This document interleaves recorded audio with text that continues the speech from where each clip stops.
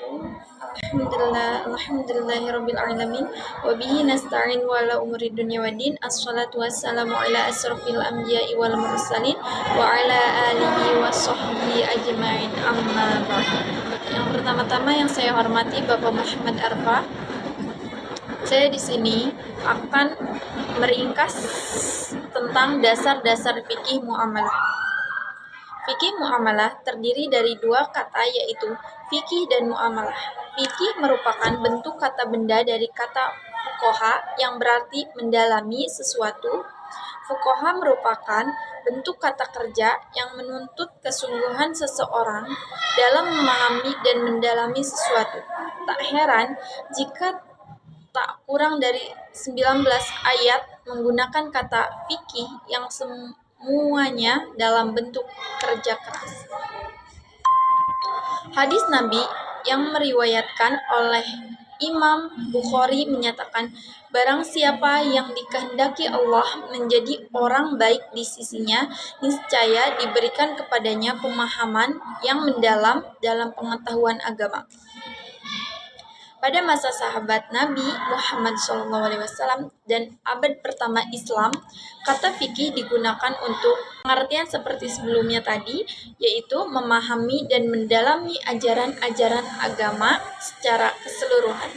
Bahkan sampai masa Imam Abu Hanifah, kata fikih masih melingkupi segala ilmu agama, baik akidah, ibadah maupun muamalah.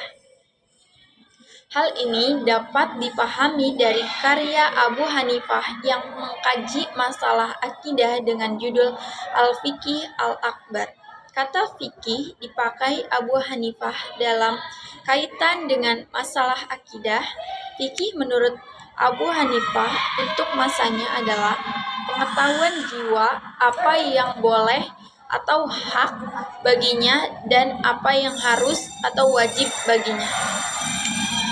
Pengertian fikih mengalami redukasi secara paksa perluasan Islam ke berbagai belahan dunia, daerah-daerah yang jauh dari pusat Islam. Makkah dan Madinah menurut metode tertentu dalam penyelesaian masalahnya.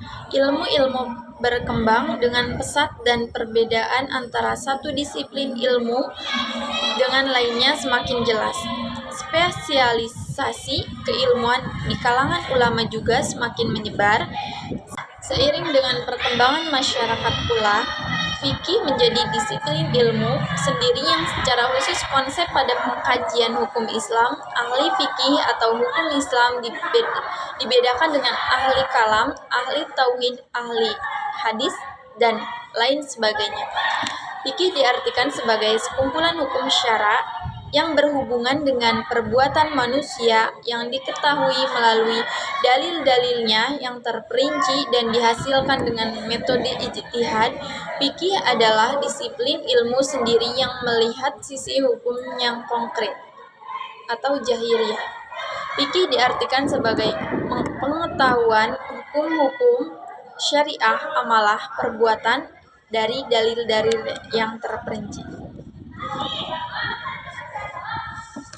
Fikih menurut Mustafa Ahmad Jarko dalam Ghufron Ajib adalah hukum-hukum yang berkaitan dengan perbuatan manusia dan hubungan sesama manusia dalam urusan kebendaan, hak-hak kebendaan, serta penyelesaian perselisihan di antara mereka.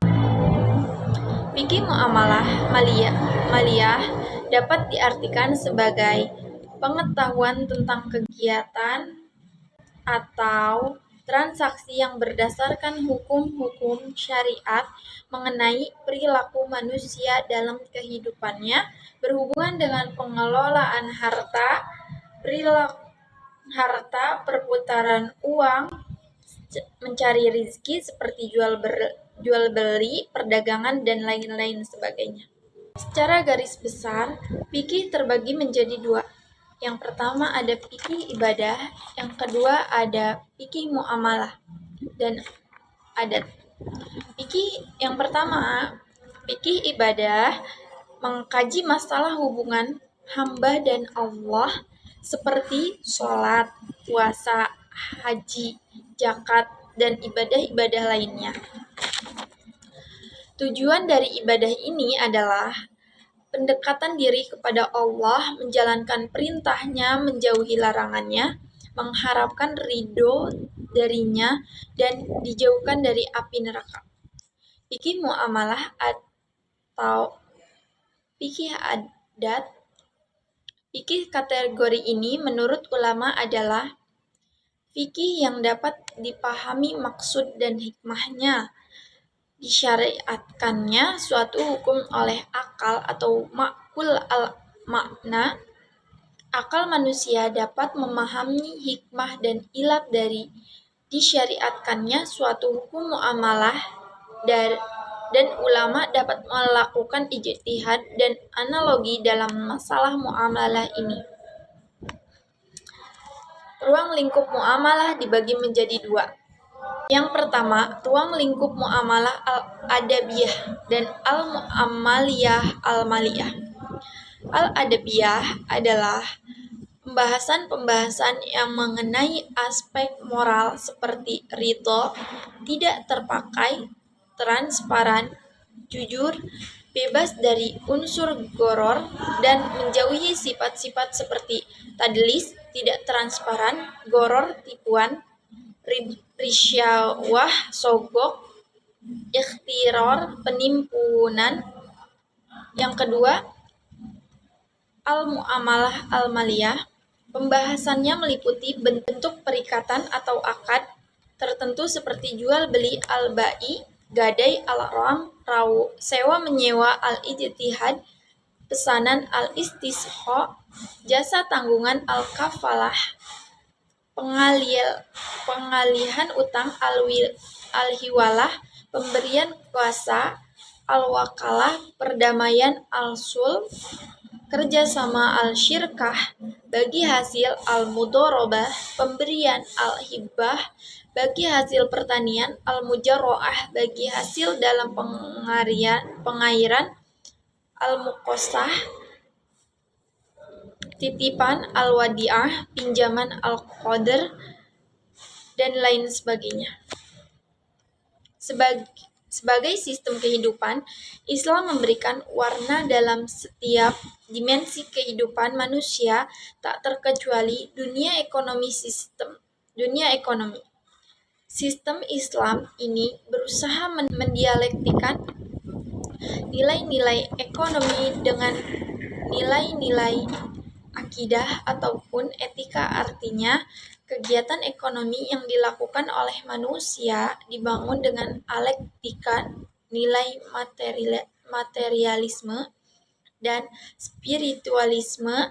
Kegiatan ekonomi yang dilakukan tidak hanya berbasis nilai materi, akan tetapi terdapat sandaran transendental di dalamnya sehingga akan bernilai ibadah. Konsekuensi dari hukum asal muamalah boleh ini adalah memilah dan memilih mana yang halal dan mana yang haram, prinsip mengedepankan yang halal dan menjauhi yang haram, termasuk menjauhi transaksi berbau riba. Cukup sekian yang dapat saya sampaikan. Kurang dan lebihnya mohon dimaafkan. Wabillahi taufiq wal hidayah. Wassalamualaikum warahmatullahi wabarakatuh.